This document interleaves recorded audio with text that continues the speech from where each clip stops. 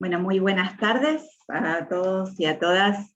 Mi nombre es María Fernanda Maquieira y les doy la bienvenida en nombre de Santillana, lo que leo y compartir. Les doy la bienvenida a quienes estuvieron la semana pasada en la charla de Paula Bombara y a quienes se suman hoy por primera vez. Sabemos que son momentos difíciles, de gran incertidumbre, de preocupación, que implica mucho esfuerzo por parte de toda la comunidad educativa llevar adelante el día a día.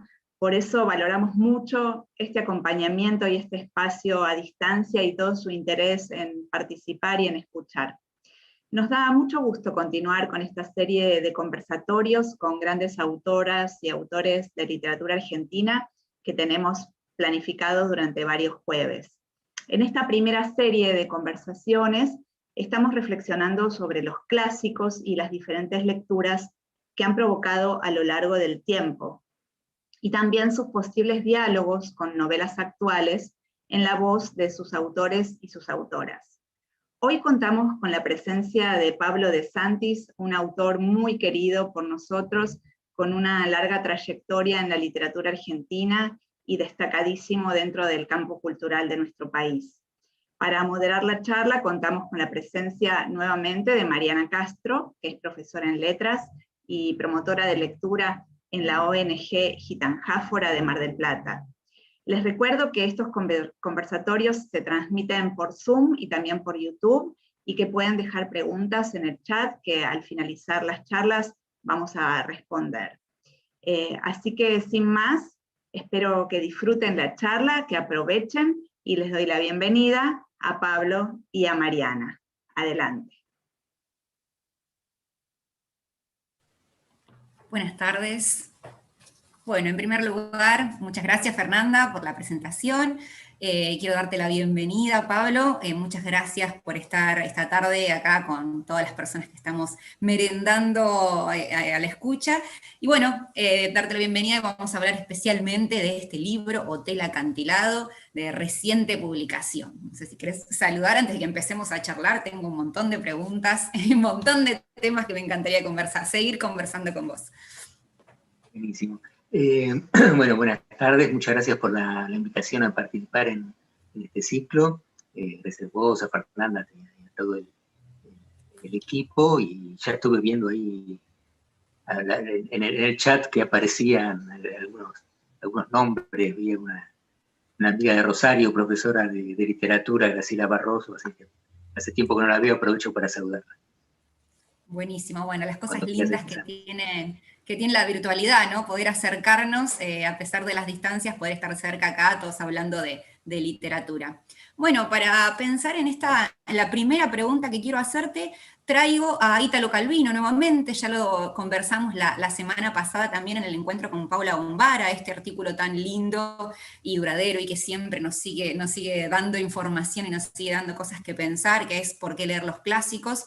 Y hoy retomé una frase, un fragmento que dice: no se leen los clásicos por deber o por respeto, sino solo por amor. Salvo en la escuela. La escuela debe hacerte conocer bien o mal cierto número de clásicos, entre los cuales, o con referencia a los cuales, podrás reconocer después tus clásicos. Me parecía interesante conversar con esto, ¿no? A veces llegamos a los clásicos o llegamos a otros textos que después nos hacen buscar o encontrar nuestros propios clásicos, ¿no? Con esa mirada del clásico que tiene Calvino, que es mucho más amplia, ¿no? Del libro que perduró a través del tiempo, sus propios clásicos. Bueno, me encantaría empezar conversando de ese encuentro que vos tuviste en la infancia, si bien pensamos hoy en Hotel Acantilado para los niños, niñas y jóvenes de hoy, pero esto en la aclaración final, en esa suerte de epílogo que tiene el libro, vos comentás que esto parte de un encuentro personal en tu infancia con Julio Verne, con 20.000 leguas de viaje submarino, con La Isla Misteriosa y con el personaje de Nemo en particular. Me encantaría que nos cuentes cómo fue ese encuentro. Sí, bueno, ahora que mencionaste a Calvino y este artículo, yo creo que Calvino también estaba pensando en un libro que nos dan siempre en la escuela en Italia, que es Los novios y Promessi Sposi, ¿no?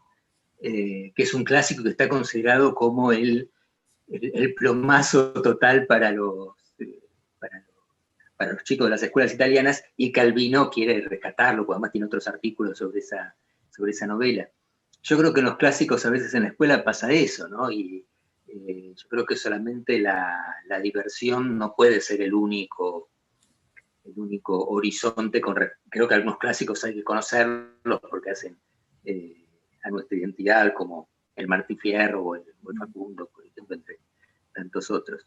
Ahora, en cuanto a lo de Julio Verne, sí, yo ponía ahí en el epílogo del libro el recuerdo de un cuartito que había en mi casa arriba, que era cuarto de... Mi papá guardaba las herramientas, era también cuarto de planchado, cuarto de los juguetes, cuando éramos más chicos mis hermanas, cuarto de... Bueno, también iba para otras cosas, y estaban los libros más viejos de la casa. Estaban los libros de los de la colección Robin Hood, estaban los de Julio Verne, estaban los de Agatha Christie, pero en ediciones que ya en esa época eran muy, muy viejas. Había viejos libros de poesía de cuando mis padres estaban de novios, como Juan Gutiérrez Nájera o José Asunción Silva. Y bueno, y ahí estaban los de Julio Verne, que ahí tuve mi primer acercamiento, y que entonces siempre la imagen de Verne me quedó ligada a ese cuartito desordenado y a esos libros que estaban aparte, porque en el resto de la casa, que había varias bibliotecas, estaban los libros más nuevos, los libros que iban saliendo, que mis padres iban comprando, pero ahí habían quedado muchos de la juventud de mis padres.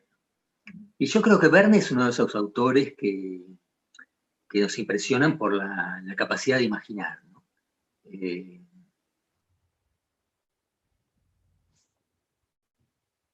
Sobre los personajes, a veces los personajes son muy parecidos unos a otros, hay una ausencia casi total de mujeres en sus obras, hay una cantidad de cosas que desde el punto de vista de los personajes uno le podría decir, pero, perdón, ¿se cortó la comunicación, Mariana? Por un instante te perdimos, unos segunditos, pero se continúa el hilo, así que podés seguir hablando y no... Porque me apareció un cartelito que decía su conexión es inestable. Claro, sí, por momentos perdimos el audio, pero ahora... Pero digamos, Verne tiene esa capacidad de imaginar mundos, el mundo de 20.000 leguas de viaje submarino, el mundo de la isla misteriosa, que es de una gran complejidad. Me acuerdo de otras novelas menos conocidas, como Robur el Conquistador o Dueño del Mundo, ¿no? Todas obras donde estaba, digamos, aparecía Verne como una especie de autor que mostraba lo que era el mundo, digamos, de una cierta divulgación científica. Pero junto a esa divulgación estaban todas las cosas que él mezclaba entre la divulgación y que por supuesto no existen, como todo ese mundo en el centro de la Tierra, o la Atlántida en el fondo del mar, ¿no? Es decir, además de la ciencia ficción que hay en sus obras y la divulgación, también es un autor de literatura fantástica, ¿no? Lo fantástico está muy presente en su obra. Es la combinación perfecta, diríamos, ¿no? Bueno, no obstante, vos tomaste a este personaje, les contamos para quienes todavía no conocen, no se acercaron a esta novela hermosísima, tomaste ese universo de Verne, sobre todo al Capitán Nemo, este personaje misterioso, pero lo sacaste del mar, digamos, ¿no? Lo sacaste de esos espacios que mencionabas y lo trajiste a un hotel en la Patagonia Argentina, ¿no? Que me parece que ya es un gancho hermosísimo para empezar a leer esta historia y para querer conocer este nuevo universo, ¿no? ¿Qué te ofreció este universo que en vez de ser un espacio abierto se acerca más al cuarto cerrado del policial, el hotel, ¿no? El hotel en el abismo, ahí al borde del precipicio, al borde del acantilado? ¿Por qué lo trasladaste acá? ¿Qué buscabas? Sí, tomé un personaje porque, ¿qué pasa cuando un personaje sobrevive a la épica y tiene que seguir viviendo? Claro. ¿No? Cuando un personaje tendría que haber muerto ya, tendría que haber muerto en el combate, tendría que haber muerto bueno, en lo que yo imagino, ¿no? Tendría que haber muerto en el pasado y no, está ahí, tiene que continuar. Y está el vínculo de él también con este chico japonés, Yukio, que también se da cuenta que no lo puede dejar a la buena de Dios, tiene que de alguna manera construirle un...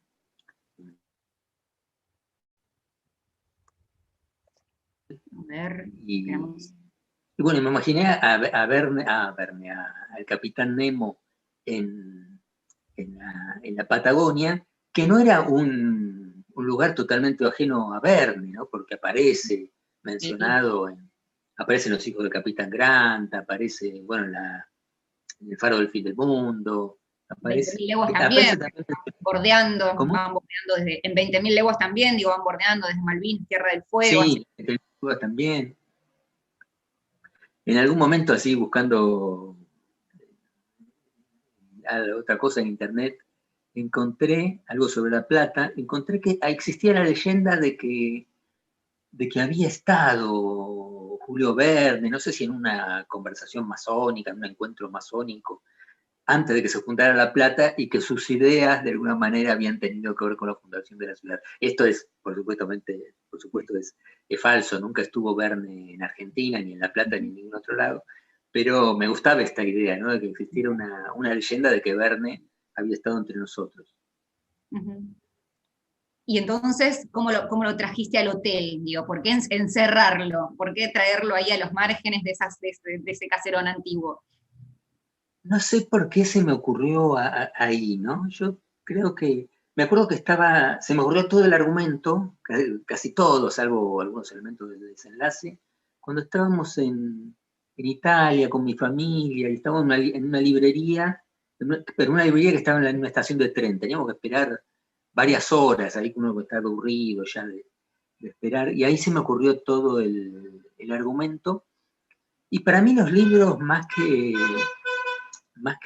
la importancia del argumento, está en el tono.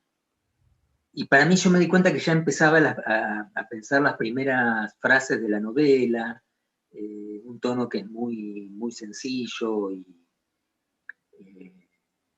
cuenta un poco brevemente la idea esta de que el Capitán Nemo había dejado su submarino y que continuó su vida. Y ahí una vez cuando uno tiene el tono de una novela, ya el resto, bueno, es trabajar, ¿no? Pero a mí esos primeros párrafos son para mí lo más importante, porque uno ya sabe cómo va a estar con toda la novela, si no aparece eso, es muy difícil ponerse a escribir. Pienso también que además de Nemo, podemos decir que es una novela que aborda distintos personajes solitarios, ¿no? Bueno, se menciona que Nemo es el emblema de los solitarios, frase textual de la novela, y pienso que van llegando al hotel, bueno, el hotel está propuesto como eso, ¿no? Como un hotel donde quieren que lleguen las personas solitarias, las personas solas, a esta estación de tren, las acercan al hotel, y va llegando cada uno con su valija y con su historia. De hecho, los personajes que se hospedan también después son narradores de su propio recorrido, de su propio camino, tienen un capítulo cada uno, ¿no? Si no me equivoco, para contar su historia. Podríamos decir que es una novela de personajes solitarios, es una novela para contar también esas pequeñas historias, además del todo, o de darle el protagonismo a Nemo. Sí, es una novela de personajes solitarios. Están solamente los vínculos que aparecen ahí en el hotel representados. Y bueno, y un poco el vínculo de esa protección que tiene Nemo hacia este chico, que es su mano derecha y que sería una especie de relación un poco paternal. Pero fuera de eso, los personajes son bastante solitarios, aunque establecen vínculos ahí, ¿no? Yo creo que siempre en la literatura hay algo que podemos llamar economía narrativa, ¿no? Nosotros en la vida real estamos rodeados de personas, pero siempre los personajes en las novelas están mucho más solos que lo que estamos nosotros, con menos vínculos, ¿no? Porque es algo que exige el género, que es, digamos, un cierto despojamiento, ¿no? Para que no haya tantas cosas en escena. Y este hotel me sirvió como un pequeño teatro para poner en escena a estos personajes solitarios. Claro.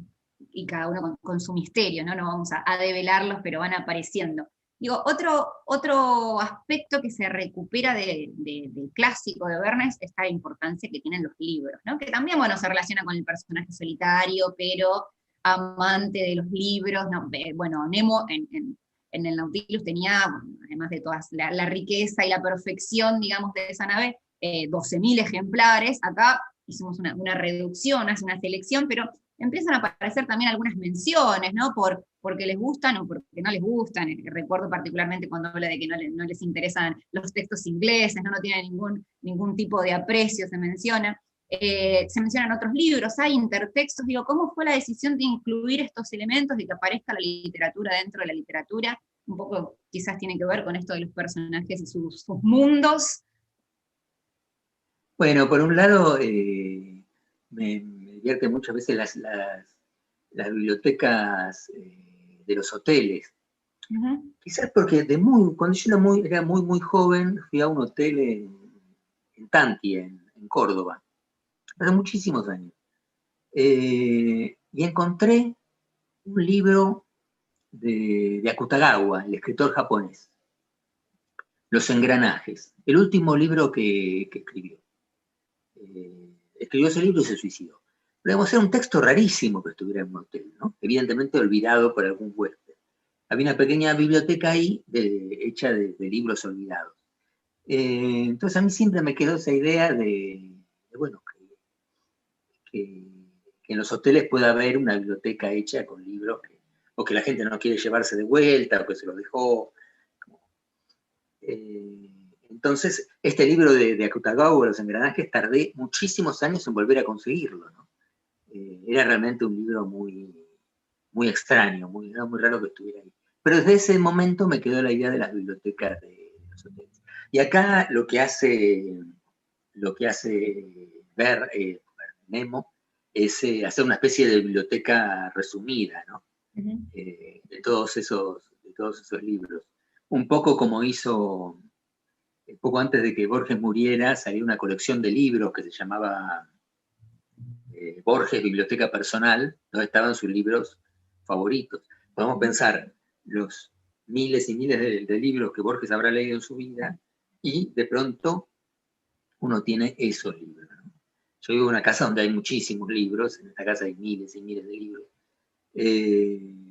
Pienso, bueno, pero si tuviera que quedar con algunos, ¿con cuáles me quedaría, no? Siempre pienso eso, y se lo hizo pensar a Nemo, y como es un Nemo a mi medida, uno tiene las ventajas en la ficción de que uno puede hacer lo que quiera, a diferencia de cuando uno escribe un ensayo. Yo escribo a veces notas de literatura en la revista de niños. No, ahí uno tiene que respetar la verdad, pero en la ficción uno puede inventar todo.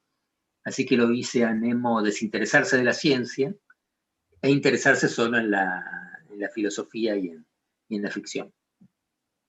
Y se interesa en la ficción y también en la humanidad, en las personas, ¿no? Que es su materia pendiente. Digo, en los textos de Verne lo veíamos como aislado, no le interesaba, no tenía como empatía, no era su característica primordial, y acá pone el hotel porque dice, bueno, me voy a dedicar a la materia de la que no tengo conocimiento, que son las personas. Quiero abrir este hotel para ver cómo se manejan, para conocer algo de las personas también, ¿no? Piensa en ese vínculo del libro también, las historias, la ficción, la literatura, y las historias de los huéspedes también, ¿no? Interesante eso. Y además tiene una cuestión medio como obsesiva, ¿no? Esto de la ubicación de los libros, de que sabe si aparece uno, si desaparece otro, en qué ubicación estaban, eso ¿cómo lo imaginaste?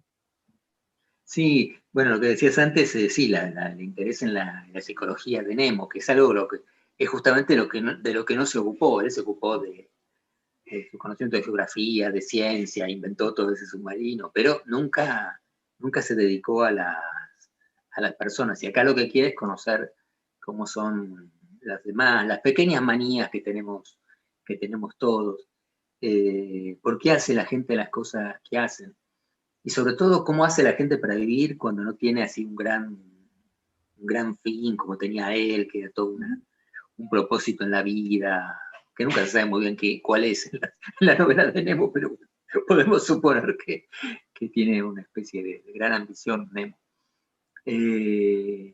Así que bueno, sí, y es un poco maniático, así sobre todo con los libros, ¿no? Pero también Yukio es maniático y quiere que los comensales se sienten según una especie de disposición geométrica, y no que estén todos juntos en un lado de la mesa, sino repartidos. Y bueno, eso hace que después les cueste comunicarse y tengan que levantar un poco la voz. Sí, en ese punto de encuentro que son las comidas, ¿no? Que eso se comparte, digamos, son las almas solitarias, pero en ese momento se encuentran y uno puede casi imaginar ese encuentro, ¿no? Los tonos de voz, los silencios, el entorno, el contexto, la verdad que eso es muy, muy interesante cómo nos traslada inmediatamente. Pienso que estamos, bueno, como mencionábamos al principio, ¿no? Pensando hoy en día en lectores de 2021 y recuperando un clásico de estos que vos decís que pueden llegar a ser de una lectura más compleja para algunos lectores, pienso hoy, ¿no? Porque quizás no estamos acostumbrados a la lentitud o a la paciencia, a la espera que hay que tenerles a estos textos clásicos, ¿no? ¿Y cómo fue esa adaptación desde lo formal, digo, ¿no? Hay un narrador que nos hace pensar en esa escritura de Verne, pero no obstante, pienso, tenemos capítulos quizás más breves, más dinámicos, ¿no? Que nos hacen avanzar la acción mucho más rápido. Esa era mi lectura, ¿no? En comparación, el vocabulario, esa forma de expresarse de ese narrador, nos lleva a Verne, y quizás el dinamismo de los capítulos nos resulta una lectura mucho más contemporánea. Pienso en el vocabulario también, ¿no? En la construcción de los personajes, en estas descripciones. ¿Cómo fue ese trabajo desde lo formal? Decís que la trama apareció, pero después imagino que habrá sido complejo esto de buscarle el color o el tono que decías, ¿no? Sí, esta es una novela narrada en una tercera persona, un narrador omnisciente, y que de alguna manera se va acercando a los personajes en la medida que lo necesita. A mí quizás el modo más natural que me sale de narrar es la primera persona, ¿no? Me gusta contar historias de la primera persona, pero acá me gustaba poner, me parece que este texto tenía algo casi de cuento de hadas, ¿no? Se establece desde los primeros párrafos que va a ser una novela bastante libre, sin pretensiones de realismo ni una cercanía muy profunda a la realidad, ¿no? Una especie de libro así contado de manera muy libre, como dijiste, y sin preocuparme demasiado también por cuestiones que siempre me resultó a veces incómodo en las novelas, cuando los personajes hablan distintos idiomas y el aspecto lingüístico está demasiado resaltado. Siempre como lector me resultó un poco molesto, entonces acá a lo mejor se sobreentiende que algún personaje tiene tal acento, pero no, digamos, no, la lingüística, las cuestiones lingüísticas no forman parte de lo que el autor tiene delante de sí, ¿no?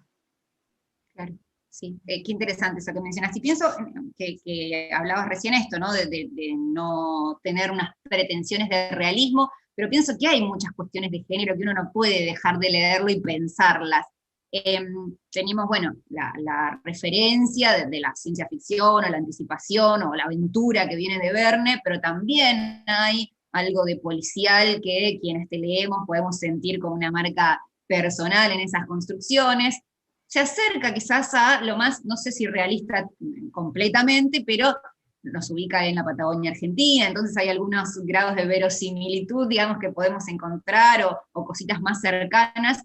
Hay un poco de todo. ¿Te gusta pensar en el género o preferís que la trama vaya guiando y que si necesito elementos del realismo, necesito elementos de la aventura, de la ciencia ficción, vayan apareciendo?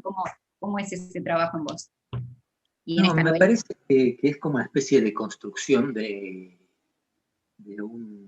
una especie de construcción de un mundo, ¿no? Un mundo más o menos autónomo, y uno va poniendo elementos que funcionen dentro de ese mundo, ¿no? Y importa que ese mundo sea coherente. Digamos, no importa que no sea totalmente coherente con el mundo exterior, importa que ahí, en ese mundo, todo funcione y todo tenga cierta coherencia, ¿no? Son como mundos en miniatura, en cierto sentido. Recuerdo que cuando era chico, uno de mis hijos, Francisco, él había soñado que tenía una especie de maqueta, y cuando tomaba algo del mundo real y lo ponía en ese mundo donde había personajes chiquititos, se hacía chiquitito, y a la vez cuando lo sacaba, se agrandaba, ¿no? Y me acuerdo de ese sueño, y me parece que las novelas funcionan un poco así, ¿no? Uno tiene ese mundo y las cosas las saca de su vida, de las cosas que ha leído, de su imaginación, a veces no existen y uno las saca obviamente de la imaginación, y tienen que tener un tamaño similar al de las otras cosas que están ahí en ese pequeño mundo. Qué interesante, pienso en esto y pienso en lo que decís en el epílogo también de, bueno, ahora se los devuelvo al Capitán Nemo, sano y salvo, ¿no? Lo pusiste en ese mundo en tu maqueta, y ahora se lo devolvés a Verne o a los lectores, sano y salvo, ya está. Yo hice lo que necesitaba hacer con este personaje y en este universo, ¿no? Me parece muy lindo eso que mencionas. O sea, retomando esto, ya que estamos hablando de Nemo, pienso en este ejercicio, no sé, que me recuerda o me hace vincularlo con el ejercicio borgiano de tomar el Martín Fierro y hacerle su fin, ¿no? En el cuento del fin. O estas tendencias que hoy en día por ahí los llaman retelling o fanfiction, ¿no? Esto de tomar un personaje y construirle su historia, quizás a gusto personal de la persona que lo escribe, ¿no? O hacer su propia versión, digo, van cambiando de nombre, pero son ejercicios que se hacen hace tiempo. Y pensaba en este final, sin develarlo, trataré de mencionar esto sin contar los elementos argumentales para no arruinarles el final a nadie, pero pienso en esto que se deja ver argumentalmente para la vida de Nemo hacia el final. ¿Hiciste una suerte así de justicia poética o de querer, bueno, quiero hacerle este regalo al Capitán Nemo? ¿Cómo fue esa decisión? A ver si lo podemos mencionar un poco sin develar el final de la novela. Sí, bueno, faltaban mujeres en la vida de Nemo, en ese mundo tan que estaba con los porque además uno siente al leer a Nemo que ni siquiera tenía amigos en ese mundo, ¿no? Tenía subordinados, sus marineros, que además eran de distintas nacionalidades. Digamos, le faltaba ese aspecto humano, y bueno, quise completar un poco ese aspecto que le faltaba al Capitán Nemo, ¿no? Uh-huh. Algo más del orden de las emociones. Claro, más como lector, ¿no? Con el amor del lector de ese personaje, ponerlo ahí, en ese lugar que faltaba. Bueno, hago una pregunta que le hacíamos a Pablo también la semana pasada, que surgió entre la gente. Digo, en estas novelas que tenemos un vínculo, una relectura, una reescritura del clásico, ¿cómo imaginás el camino? ¿Desde Hotel Acantilado a Verne, o te gustaría que se vaya en la lectura desde Verne al Hotel Acantilado? ¿Cómo lo imaginas ese recorrido? Mira, con respecto a lo que decías antes del tema del amor, me acuerdo que había un libro de Somerset Maugham, uh-huh, que acá está traducido como a veces como Maquiavelo y la dama, o como Antes y ahora, o algo por el estilo, ¿no? Pero la idea es Maquiavelo enamorado. Se podría haber llamado, Marcelo Guirmájera, que le gusta mucho este libro, le decía que se podría haber llamado Maquiavelo enamorado. Es decir, ¿qué personaje menos, a quién podemos imaginar menos imaginado que a Maquiavelo, ¿no? El autor del Príncipe, tan cínico, ¿no? Algo así me parece que era como hice con el Capitán Nemo, digamos, pensar algo totalmente alejado de lo que es el personaje. Claro, y me decían lo de Verne y Hotel Acantilado. Bueno, pueden ser los dos caminos. Espero que si hacen el camino de lectores de Verne, ya sea de 20.000 leguas o la isla misteriosa, a Hotel Acantilado, no se sientan traicionados con el personaje. Pero a la vez Verne era bastante de cambiar al personaje, ¿no? Y el mismo Nemo, hay varias cosas que si uno se pone a ver con lupa, hay como ciertos cambios. Por otra parte, el mismo Verne también hizo continuaciones de personajes ajenos. Hay una novelita corta, cuento largo de Poe, de Edgar Allan Poe, que se llama Las aventuras de Arthur Gordon Pym. Le gustaba mucho a Verne, una aventura marina fantástica, y él le dio una especie de continuación en La efigie de los hielos. Así que bueno, eso de alguna manera me autoriza. Claro, ya está, si él lo hizo, yo también lo puedo hacer con sus personajes, ¿no? Pienso, antes de pasar a las preguntas que van dejando ahí en el chat, al Capitán Nemo lo definen sus libros, ¿no? De hecho, lo terminan casi delatando más que definiendo, o las dos cosas a la vez, ¿no? Porque lo definen, lo delatan. ¿Qué libros te definen a vos? Si tuviéramos que pensar así en las lecturas que dicen quién sos, ¿tenés algunas que podés mencionar así en este momento que se te ocurran? Bueno, libros así que me han impresionado mucho. Vos mencionabas a Calvino al principio de la charla. A mí un librito de ensayo, lo último que escribió, se llaman 6 propuestas para el próximo milenio. Es un libro que me fascina. Me gusta mucho una novela que leí adolescente, El desierto de los tártaros, de Dino Buzzati. Como definición, me acuerdo la impresión que me causaron cuando yo tenía, no sé, 10, 11 años, los libros de Bradbury, los cuentos de Bradbury. Son esos libros que uno siente ya que no es que uno se acercó meramente como lector, sino que ya pertenecen a su vida, ¿no? Pienso en el primer volumen, en el libro verde gordo que reúne todos los textos de Borges hasta los años 70, ¿no? La obra completa de Borges, bueno, que tiene varios tomos, pero pienso sobre todo en ese tomo, que tiene todas sus grandes obras, que también es un libro que tengo muy viajado. Pienso en la novela de Agatha Christie, que también las empecé a leer de chico y las sigo leyendo, leo varias por año. Mucha gente me pregunta, ¿pero por qué lees Agatha Christie? Que todo se sabe. La casa de campo. Y yo tengo una fascinación por ese mundo y además por la maestría de Agatha Christie, realmente. Claro. También los libros de Bioy Casares, Sino Campo, qué sé yo. Y también los libros de escritores que me tocó conocer de joven y que los pude conocer personalmente, como Andrés Rivera, un escritor que murió hace pocos años, de escritor extraordinario. Ricardo Piglia, que también, a quien pude leer sus libros y después lo pude conocer personalmente.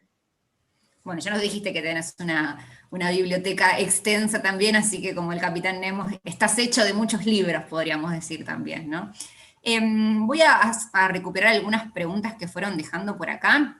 Acá dice Natalia Porta, en relación a lo que se charló al inicio, ¿qué opinabas de las adaptaciones, de leer adaptaciones de los clásicos en el secundario? De leer adaptaciones de los clásicos, no me parece mal. Sé que siempre se critica a las adaptaciones, sí. Pero no me parece mal si se respetan los libros, ¿no? Hay un ensayo delicioso de Chesterton, que no me acuerdo cuál es el tema de ese ensayo exactamente, pero que él hace una defensa de los fragmentos. Y dice que todo en la vida son fragmentos. Las historias de religión, los evangelios, por supuesto, son fragmentos. Hay una cantidad de libros que hemos conservado que son fragmentos, son versiones parciales de alguna totalidad que hemos perdido. Así que no lo veo mal, por ejemplo, que haya una versión del Quijote. que sea un poco más reducida, digamos, la versión, porque no me parece mal. Tal vez eso sirva para que los chicos lean la obra total, ¿no? Bien, sí, y si no, bueno, este tipo de relecturas o revisiones de los personajes me parece que también van a ser seguramente, ya te contaremos, ya te comentaba que lo vamos a leer con mis estudiantes en las aulas, así que ya te contaremos los viajes que hacemos a partir del Hotel Acantilado. Pero me parece que es una interesante manera también, ¿no? De más allá de las adaptaciones, de acercarnos a los clásicos a través de las recuperaciones que se hacen desde la actualidad de esos personajes, ¿no? Acá Graciela Barroso, a quien mencionabas, pregunta, ¿encerrado el Capitán Nemo como en el Nautilus? ¿Se puede hablar de soledad del personaje en la medida en que el personaje es lector y por ende está atravesado por sus lecturas? Somos nosotros y los textos de los que nos hemos apropiado en las lecturas, dice, no ve la soledad. ¿Qué opinas de esto? Bueno, pero yo creo, Graciela, que también necesitamos, ¿sí? Las lecturas son seguramente una compañía, pero también necesitamos a los demás, ¿no? Creo que si tuviéramos que prescindir de los libros o de las personas, yo creo que prescindiría de los libros, no de las personas. Así que, pero bueno, sí, de alguna manera los libros siempre son una compañía, porque uno siempre, los libros tienen eso de vincularnos con nuestro propio pasado y a la vez hacernos imaginar otras cosas que no conocemos. Pienso acá, Susana dice, ¿tendrá Pablo algún personaje con el que tal vez se haya encariñado un poco más? Y te amplío la pregunta, digo, ¿hay otros, además del Capitán Nemo, hay otros personajes de Verne o de tus lecturas que te gustaría revisitar, que te gustaría volver o escribir o hacerles tu propia historia? No, eso de volver a la historia, a escribir historia de otros personajes, pienso que no. La única vez que lo hice fue acá, en este libro, pero tendría que ponerme a pensar algún personaje. Ahora no se me ocurre nada.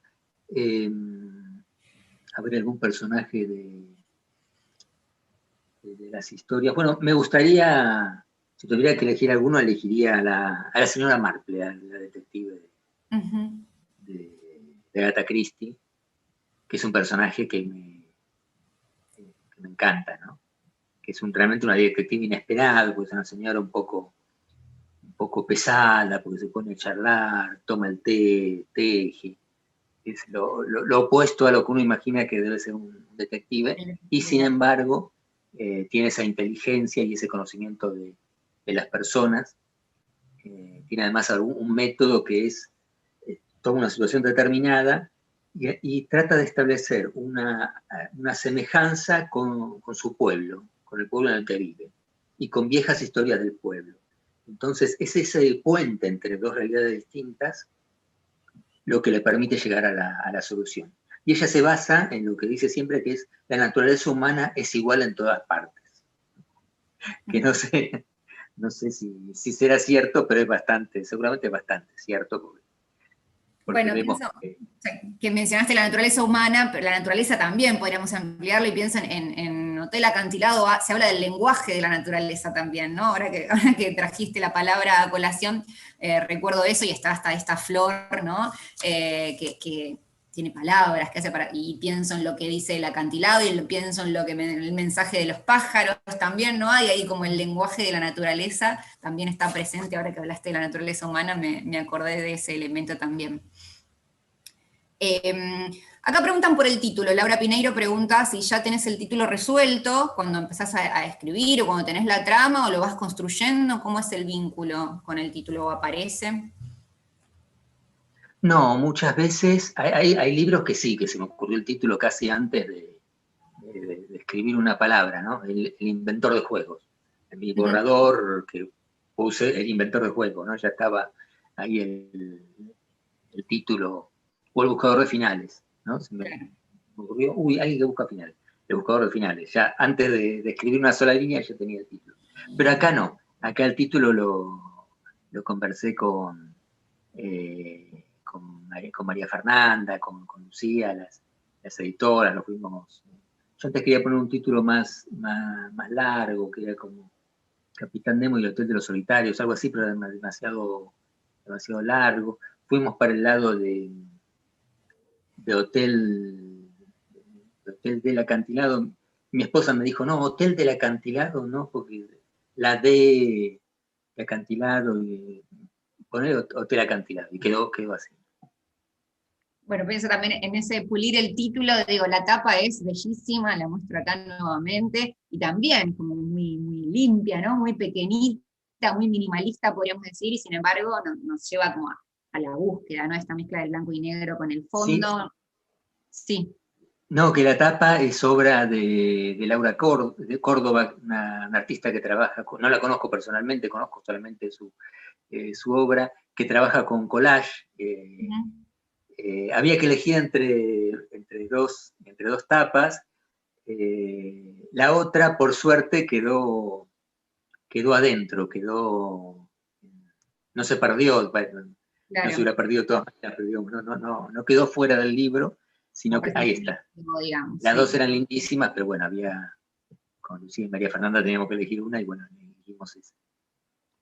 Acá nos dicen un dato que es interesante cuando se gira la tapa, ¿no? De verla también en sus dos direcciones, qué es lo que ocurre y cómo cambia el cielo y el suelo, podríamos pensar, ¿no?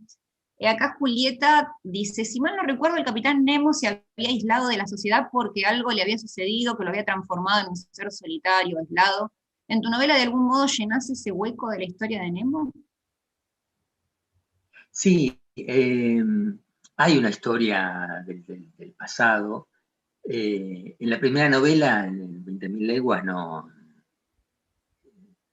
queda claro. Después, recién en La Isla Misteriosa, creo que aparece el tema del pasado hindú, digamos, y de que Nemo tenía una familia y habían sido asesinados por los ingleses. Bueno, creo que es una historia un poco, de alguna manera, agregada por Nemo, por Verne, y yo preferí pasarla un poco por alto, porque tampoco era algo en la que tuviera un lugar importante en la saga de Nemo, ¿no? Yo creo que Verne tenía obsesión con estos personajes solitarios, y uno no sabe si son héroes o son villanos.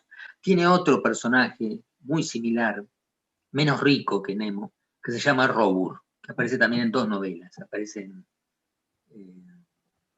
El Dueño del Mundo y en otra novela, bueno, se me fue. Que también es un hombre que inventa cosas, grandes aparatos, en este caso grandes aparatos voladores, y entre las máquinas que inventa un aparato volador hecho de papel, ¿no? Como si fuera hecho de libro, podemos decir, ¿no?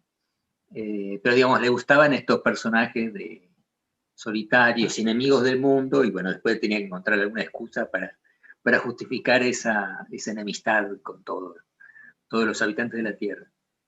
Bueno, acá preguntan cuánto de Pablo de Santis hay en el personaje, pero con esto que decís no sé si hay mucho o... ¿Qué pensás? Hay algo pero en todos los personajes, yo creo que uno los va metiendo, uno creo que va poniendo partecitas de uno en todos los personajes que uno va construyendo, ¿no? O por un interés en tal cosa, o por la visión del mundo, ¿no? Inclusive en el personaje de la única mujer que hay en la historia, ¿no? Que tiene esta mirada sobre todo sobre su mirada sobre el mundo y la forma en que se repite, ¿no? La idea de que en el mundo hay una especie de sello, hay el origen común de todo, ¿no? Interesante. Preguntan acá varias veces, ¿existe alguna relación de este espacio del hotel, digamos, con el Hotel del Faro de la novela La Traducción? o algún vínculo, al menos desde la escritura, desde la construcción? Puede ser, son las dos novelas. La traducción es una novela que escribí hace muchos años, en el siglo pasado, hay que decir, que también transcurre en la costa patagónica y también en un lugar imaginario, ¿no? Porque yo inventé, es una especie de Puerto Madryn, pero no le puse Puerto Madryn, le puse Puerto Esfinge. Le puse Puerto Esfinge y bueno, y es una trama entre policial y fantástica ubicada ahí. Pero puede ser, es un mismo paisaje, un mismo paisaje desolado, y las dos novelas están, la geografía está un poco inspirada en viajes que hice a la zona, ¿no? Claro. Y la Patagonia tiene algo muy interesante, bueno, más acá los acantilados que pones, ¿no? El límite, pienso que también un poco podemos imaginar en el reflejo en esta etapa, ¿no? El límite entre la tierra y el mar, me parece que eso es interesante para pensarlo ahí, y pensarlo a Nemo en ese borde también, ¿no? Preguntan acá qué lecturas previas aconsejás para que tengan los estudiantes para leer Hotel Acantilado, ya desde una mirada de la lectura, la mediación de la lectura en la escuela, ¿no? No, yo creo que no.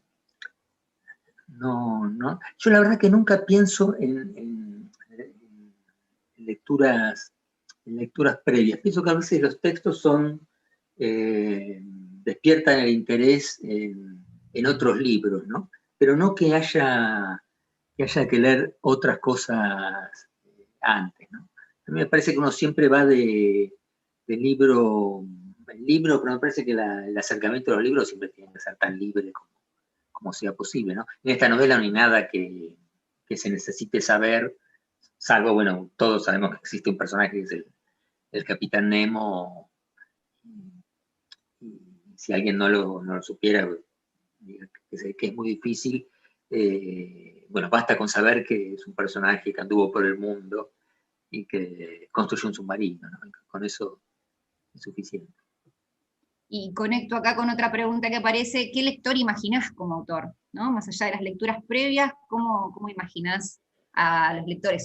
¿Pensás la edad, por ejemplo? ¿Pensás en la mediación? Digo, ¿te gustaría que este libro sea mediado, sea conversado, sea leído en el aula o no? ¿Imaginás el lector o el espacio de lectura para escribir? Bueno, ese es todo un tema, ¿no? Cómo construye uno los lectores imaginarios que tiene en la cabeza. Uno puede decir, una de las cosas es decir, no, yo escribo para mí mismo y todo eso, pero no, la verdad que es mentira, y uno escribe para los demás, y uno tiene en la cabeza para mí cuando uno escribe, y eso lo pienso sobre todo a partir de las clases de escritura, ¿no? Yo pienso que siempre uno tiene que construirse una especie de lector que vaya como descifrando la novela. Uno tiene que pensar en ese lector, porque hay cosas que cuando uno escribe puede haber cosas que para uno sean muy, muy interesantes, o que uno las sepa, que basta una pequeña frase y dar por sentado, y de pronto el lector se puede acercar a eso y no entender nada, ¿no? Es decir, siempre hay que ponerse en un lugar, salir un poco de las propias obsesiones, no demasiado, porque si no uno saldría de su propio mundo, pero sí salir un poquito y ponerse en el lugar del lector, a ver si ese mundo que uno ha construido tiene su lógica, a ver si las distintas partes se corresponden, si hay una cierta armonía en el todo, si los pasos de una escena a otra tienen algún tipo de lógica, si hay algo que resulte misterioso, está bien, pero que no resulte completamente incomprensible, ¿no? Ahora, no podría decir un lector de qué edad, porque para mí, yo siento que cuando escribo está muy, muy presente en mí el lector que yo era, no sé, a los 12 años, y que muchas veces me acerco a las cosas que yo leí a esa edad y que no me gustaron, por ejemplo, y lo miro ahora y digo, sí, tampoco me gustan.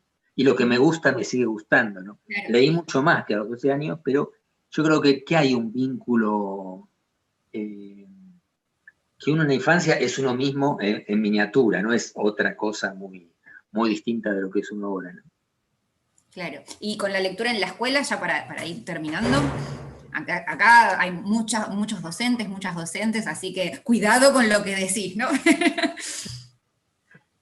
Las lecturas de... La lectura literaria en la escuela, la mediación, digo, ¿no? ¿Cómo te llevas con la mediación en cuanto a tus propios libros? Acá preguntan también si preferís un lector activo, pasivo, ¿no? Bueno, ¿qué pasa con eso? Bueno, con la intervención sobre el libro, ¿no? La intervención sobre la lectura. bueno, yo he conversado mucho, porque bueno, visité, como todos los escritores que escribimos para chicos y adolescentes, visité muchísimas colegios y conversé con los chicos y me escribí, bueno. Recibí también un montón de trabajos, que eso también me encanta, ¿no? Cosas que construyen, nada más, libros que hacen, historias que escriben, a lo mejor a partir de algún elemento de Los juegos libro, que se inventan, juegos, ¿no? Sí. juegos que me encanta, algunos de una complejidad increíble, y bueno, todo eso me encanta, y porque muestra la literatura así, paradora todo, y a la vez son manifestaciones de la lectura. La lectura siempre es un poco secreta, ¿no? Porque uno ve a alguien leer y uno dice, veo a alguien que está leyendo, le gusta lo que lee, no sé, no Está hay pasando nada, ahí. salvo que se ponga a protestar y diga, esto es una porquería, o esto me encanta, sino siempre leer algo tiene algo de misterioso, porque esa persona está ahí y a la vez está en otra parte, quién sabe, está en la China a lo mejor, porque el libro la llevó China. Pero bueno, el tema de la mediación es fantástico para la literatura, sobre todo para aquellos chicos que jamás se hubieran acercado a los libros por la familia. Porque en la lectura tiene un lugar fundamental la familia, ¿no? Y después es la escuela, ¿no? Es decir, que la escuela, los mediadores van a reemplazar muchas veces ese vínculo que falta en la familia por los libros, y aunque en la familia lea, pueden leer otras cosas que se le acercan a los chicos en la escuela, ¿no? Así que no, me encanta el trabajo que se hace en la escuela y lo considero... La escuela sería como ese cuartito en tu infancia, ¿no? Ese cuartito con libros, hay libros especiales, ¿no? Ese acercamiento. Última, dice Fernanda, en muchos de tus libros aparecen máquinas, dispositivos, juegos de mesa, en este caso está el cosmoscopio. ¿Por qué elegís ese engranaje, esa tecnología? ¿Qué vínculo tiene esto con tu vida, con tu formación, con tus intereses? Bueno, son cosas que me encantan y que me parece que son como novelas en miniatura. No las pongo deliberadamente, se me ocurren, ¿no? Hay un montón de cosas a mí en las novelas que tiendo a repetirme, lamentablemente, pero que son parte de uno, los museos, por ejemplo, los objetos, y sí, los juegos. Por ejemplo, los juegos me fascinan, pero no me gusta jugar. No me gusta juegos de mesa, no me gusta para nada. Y en cambio me fascinan los juegos, me encantan los tableros, las formas de las piezas y todo eso. Esa idea de que hay una especie de universo que puede guardarse y ponerse en una cajita. Eso me parece una idea deliciosa, y que además siempre los juegos he leído muchos libros sobre juegos, y me encanta, escritos por coleccionistas de juegos, que me parece que son... gente que recorre el mundo buscando juegos de mesa extraños. Me fascina ese mundo, esos universos en miniatura que son como las novelas, ¿no? Porque cuando hace una novela es también un universo en miniatura donde uno, igual que en un juego, uno tiene que conservar la coherencia interna y no necesariamente la coherencia con el exterior. Y ciertas reglas, ¿no? Ciertas normas de ese universo particular, el libro como engranaje, la novela como un engranaje, hermosísimo, nos quedamos con eso, y ya apareció Fernanda, esto quiere decir que se nos va terminando el tiempo. Aparezco con el relojito. Bueno, muchas gracias, Pablo, la verdad que es un placer escucharte siempre, como todas las cosas que vas contando van iluminando ciertos aspectos de la novela y nos van dando pistas, indicios para leerla. Y Mariana, de nuevo, gracias por estas entrevistas que son tan cálidas y tan interesantes. Bueno, gracias a todos los que participaron, los invitamos el próximo jueves, que vamos a tener la presencia de Andrea Ferrari, y bueno, los que no han leído hasta ahora Hotel Acantilado, invitamos a que entren en esta novela tan hermosa. Así que bueno, de nuevo, Pablo, muchas gracias, gracias Mariana, y muy buenas tardes a todos y a todas. Chao, gracias, abrazos. Hasta luego, gracias.